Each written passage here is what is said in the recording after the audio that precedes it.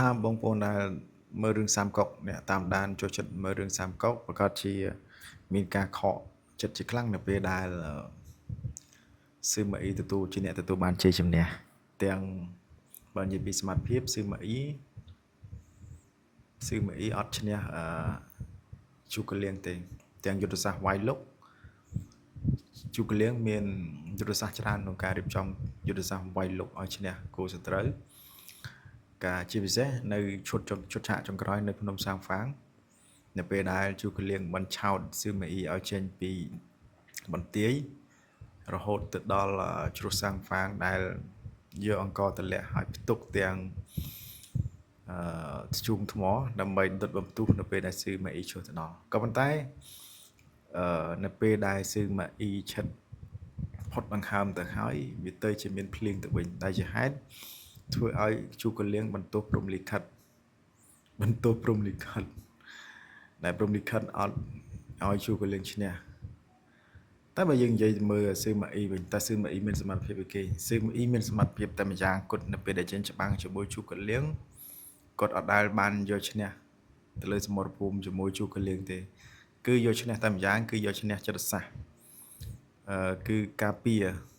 ក្រុងមិនចេញច្បាំងការពារការជាប្រមាថនិងយុទ្ធសាស្ត្រទាំងឡាយដែលជូកលៀងខំដាក់ដើម្បីឲ្យស៊ឺម៉ាអ៊ីចេញច្បាំងតែស៊ឺម៉ាអ៊ីមិនចេញច្បាំងអញ្ចឹងបានន័យថាស៊ឺម៉ាអ៊ី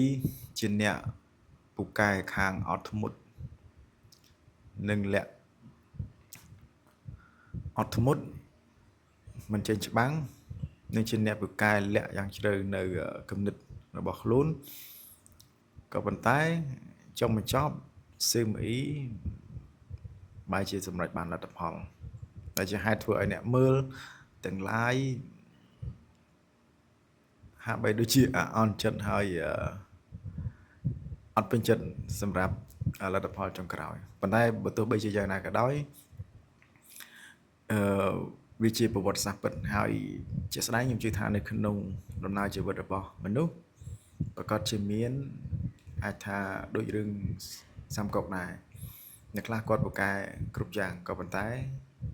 គាត់ធ្វើហើយនៅតែមិនបានផលប៉ុន្តែអ្នកខ្លះអត់សូវពូកែអត់សូវចេះក៏ប៉ុន្តែលទ្ធផលចុងក្រោយគាត់ប្រមូល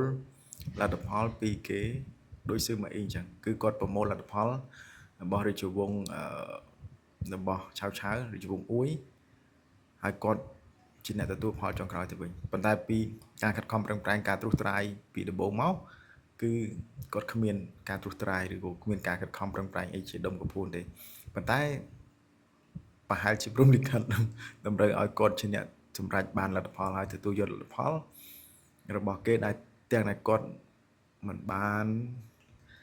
ខិតខំឬក៏កសាងអ្វីមកពីមុនឡើយ